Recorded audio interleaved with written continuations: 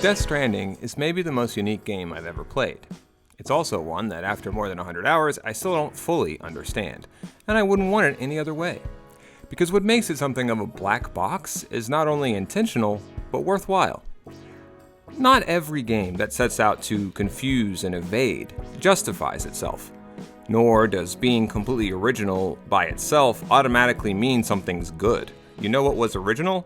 A Quiet Man, Seaman, and Leisure Suit Larry. The difference between those games and Death Stranding, if you want to know my opinion, is both timeliness and timelessness. What I mean is that Death Stranding was both built to last and built to express the now, not merely, like those other games, to be novel. This applies equally to story as well as gameplay because like every Kojima game, they completely coincide. You might even say they've been bridged. So we'll jump back and forth between story and gameplay in this mostly spoiler-free review, starting with just the basic premise. But as it turns out, even providing that is more difficult than you might expect. Death Stranding takes place in a world that's been completely destroyed, for lack of a better phrase. But it wasn't some apocalyptic war that brought the end, it was what I hesitate to call a natural disaster.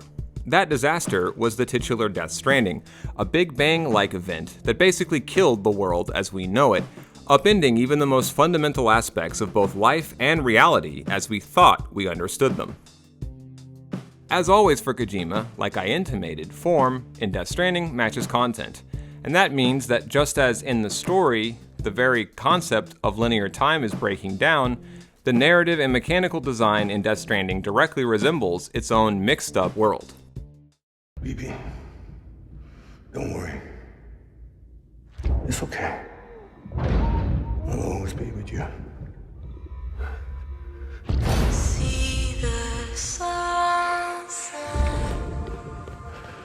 The day is ending.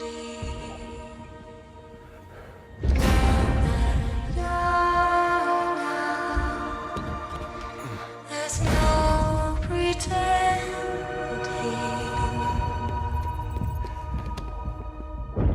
That makes even providing just a basic rundown of its premise kinda tough, especially if we're avoiding spoilers.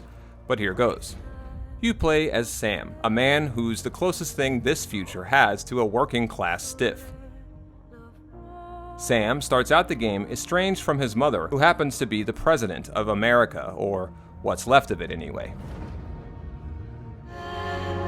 Time's running out. Help Amelie, she needs you. You have to break some ties to forge others. Can't be tied to everything. The world's still broken. Same as before. What isn't? But we're still here. But when a mysterious catastrophe occurs, Sam must reunite with the family he's lost by journeying westward and reclaiming his manifest destiny. All along the way, Sam must also reconnect the so-called chiral network, his world's equivalent to our internet in the big data age.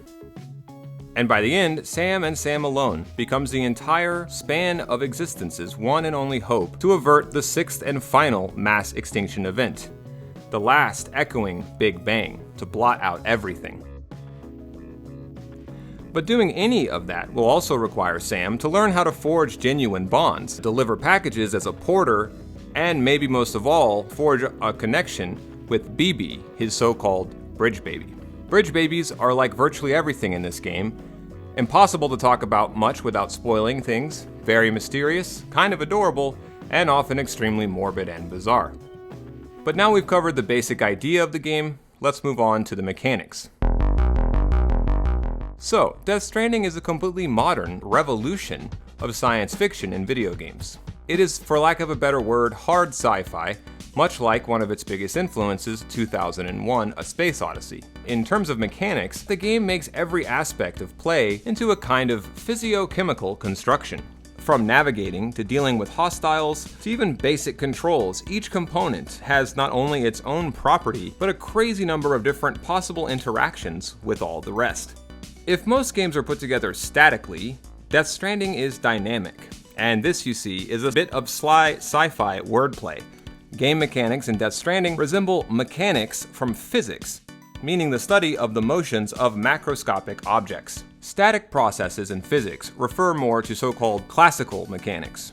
The central design conceit of Death Stranding is using dynamic properties to do to game mechanics what quantum physics did to classical.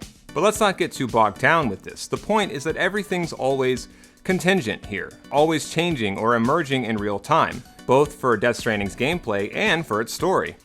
Let me use an example of static game mechanics to flesh what dynamic game mechanics might entail. That example is Pokemon.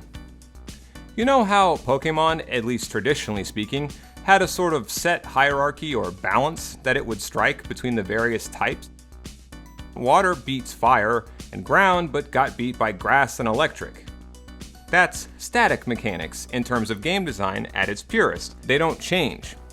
You could technically still beat a water Pokemon with a fire Pokemon if it was high enough level or something, but roughly speaking, there is no point in the original run of Pokemon games that fire suddenly beats water or water suddenly beats electric. Well, in Death Stranding, also you have different right and wrong or best and worst possible approaches for a given context. In Death Stranding, trucks suck on a mountain, and bikes are better. Ropes are great for scaling a cliff, and terrible for fording a river. Some weapons won't work against humans, others won't work on anything but.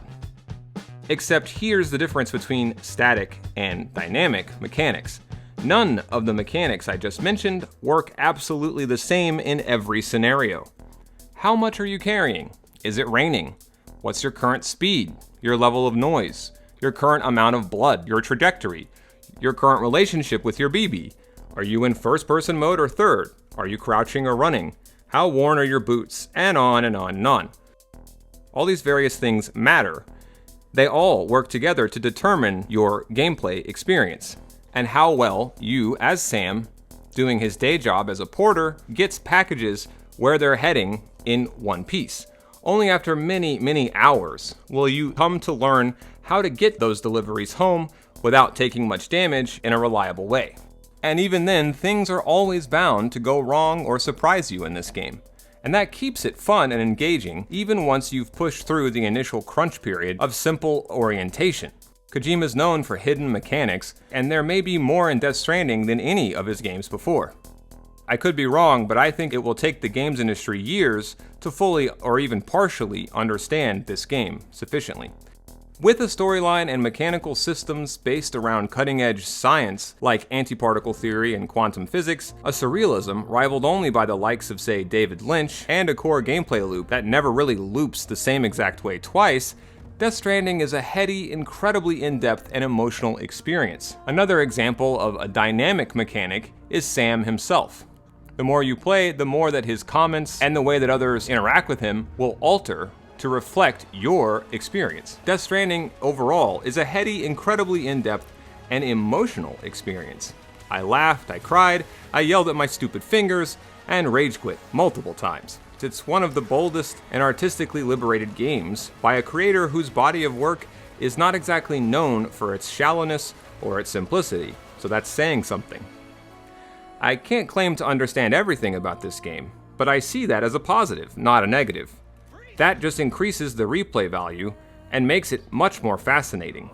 Because at the end of the day, it's not just obliqueness for obliqueness' sake.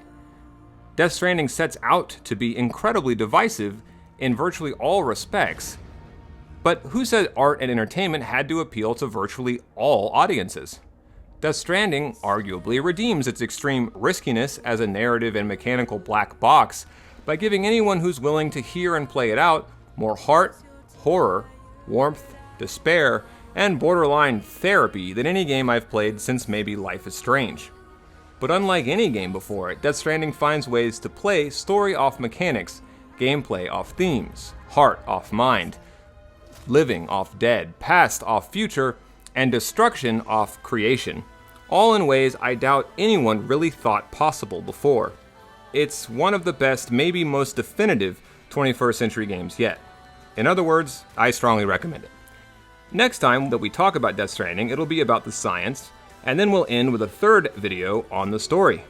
So I have a lot of research and replaying to do. Until next time, boss. Amerigo Vespucci, the man who discovered the continent. I thought it was Columbus.